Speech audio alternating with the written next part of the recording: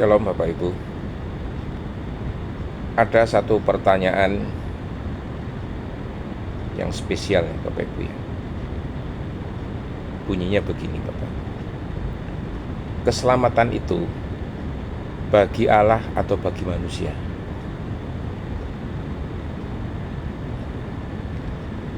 Bagi setiap orang percaya, tentu saja jawabannya itu sudah mutlak Bapak Ibu.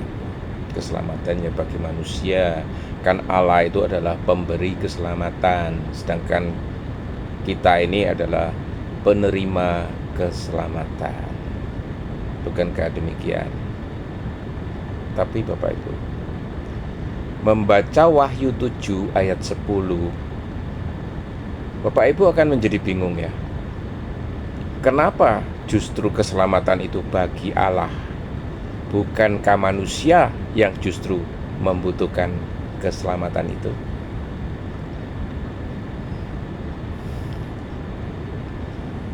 Ini satu pertanyaan yang agak membingungkan ya, dan menunjukkan makna yang mendalam terhadap teks Alkitabnya.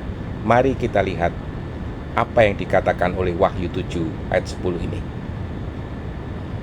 Dan mereka berseru dengan suara nyaring, katanya, keselamatan bagi Allah kami yang duduk di atas tahta dan bagi anak domba. Bukan bagi Anda kan? Tampaknya membingungkan Bapak Ibu, karena terdengar seperti Allah lah yang menerima keselamatan. Padahal biasanya kita berpikir kitalah yang menerima keselamatan dari Allah.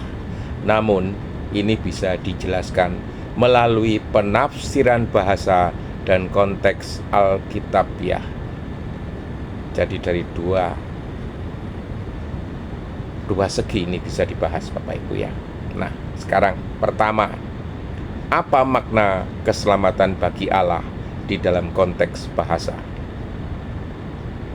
Di dalam bahasa Yunani, frasa ini adalah ho soteria to theo hemon. Secara harfiah diartikan keselamatan bagi Allah kami. Namun kata bagi di dalam konteks ini lebih tepat dipahami sebagai berasal dari atau milik, bukan dalam arti Allah yang membutuhkan keselamatan Bapak Ibu ya. Jadi ayat ini kemudian bisa diterjemahkan secara dinamis dan betul sebagai berikut. Keselamatan berasal dari Allah kami yang duduk di atas tahta dan bagi anak domba. Nah, ini baru cocok nih Bapak Ibu. Apakah berarti bunyi di dalam Wahyu 7 ayat 10 tadi di Alkitab yang ada itu salah?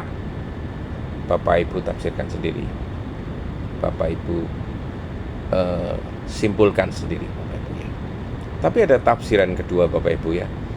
Apa makna keselamatan bagi Allah dari konteks penafsiran teologisnya?